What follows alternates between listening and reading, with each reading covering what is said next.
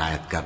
تو اللہ نے ان کو دنیا میں بھی بدلہ دیا اور آخرت میں بھی بہت اچھا بدلہ دے گا، اور اللہ نیکوکاروں کو دوست رکھتا ہے۔ مومنو، اگر تم کافروں کا کہا مان لوگے تو وہ تم کو الٹے پاؤں پھیر کر مرتد کر دیں گے، پھر تم بڑے خسارے میں پڑ جاؤ گے۔ یہ تمہارے مددگار نہیں ہیں، بلکہ اللہ تمہارا مددگار ہے، اور وہ سب سے بہتر مددگار ہے۔ ہم ان قریب کافروں کے دلوں میں رعب بٹھا دیں گے، کیونکہ یہ اللہ کے ساتھ شرک کرتے ہیں جس کی اس نے کوئی بھی دلیل نازل نہیں کی، اور ان کا ٹھکانہ دوزخ ہے،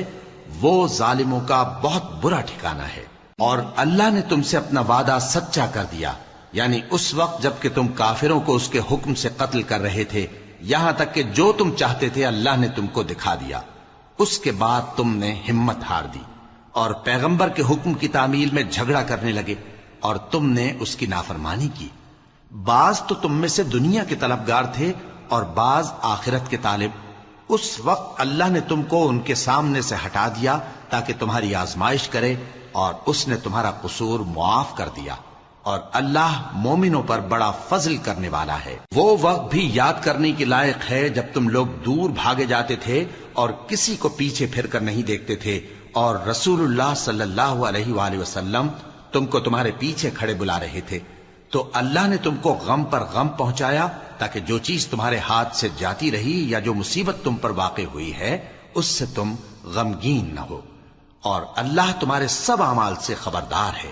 پھر اللہ نے اس پریشانی کے بعد تم پر تسلی نازل فرمائی، یعنی نیند، کہ تم میں سے ایک جماعت پر طاری ہو گئی، اور کچھ لوگ جن کو جان کے لالے پڑ رہے تھے اللہ کے بارے میں ناحق ایام کفر کے سے گمان کرتے تھے، اور کہتے تھے بھلا ہمارے اختیار کی کچھ بات ہے؟ تم کہہ دو کہ بے شک سب باتیں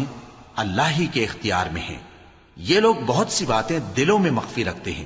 جو تم پر ظاہر نہیں کرتے تھے۔ کہتے تھے کہ ہمارے بس کی بات ہوتی تو ہم یہاں قتل ہی نہ کیے جاتے۔ کہہ دو کہ اگر تم اپنے گھروں میں بھی ہوتے تو جن کی تقدیر میں مارا جانا لکھا تھا وہ اپنی اپنی قتل گاہوں کی طرف ضرور نکل آتے۔ اس سے غرض یہ تھی کہ اللہ تمہارے سینوں کی باتوں کو آزمائے اور جو کچھ تمہارے دلوں میں ہے اس کو صاف کر دے، اور اللہ دلوں کی باتوں سے خوب واقف ہے۔ جو لوگ تم میں سے احد کے دن جبکہ مومنوں اور کافروں کی دو جماعتیں ایک دوسرے سے گتھ گئیں جنگ سے بھاگ گئے تو ان کے بعض افعال کے سبب شیطان نے ان کو پھسلا دیا تھا، اور یقیناً اللہ نے ان کا قصور معاف کر دیا۔ بے شک اللہ بخشنے والا ہے، بردبار ہے۔ مومنوں، ان لوگوں جیسے نہ ہونا جو کفر کرتے ہیں، اور ان کے مسلمان بھائی جب اللہ کی راہ میں سفر کریں اور مر جائیں یا جہاد کو نکلیں اور مارے جائیں تو ان کی نسبت کہتے ہیں کہ اگر وہ ہمارے پاس رہتے تو نہ مرتے اور نہ مارے جاتے، یہ اس لیے کہ اللہ ان لوگوں کے دلوں میں افسوس پیدا کر دے۔ اور زندگی اور موت تو اللہ ہی دیتا ہے، اور اللہ تمہارے سب کاموں کو دیکھ رہا ہے۔ اور اگر تم اللہ کے راستے میں مارے جاؤ یا مر جاؤ تو جو مال و متاع لوگ جمع کرتے ہیں اس سے اللہ کی بخشش اور رحمت کہیں بہتر ہے، اور اگر تم مر جاؤ یا مارے جاؤ تو اللہ کے حضور میں ضرور اکٹھے کیے جاؤ گے۔ پھر اے نبی، اللہ کی مہربانی سے تم ان لوگوں کے لیے نرم مزاج واقع ہوئے ہو، اور اگر تم بدخو اور سخت دل ہوتے تو یہ تمہارے پاس سے بھاگ کھڑے ہوتے، سو ان کو معاف کر دو اور ان کے لیے اللہ سے مغفرت مانگو،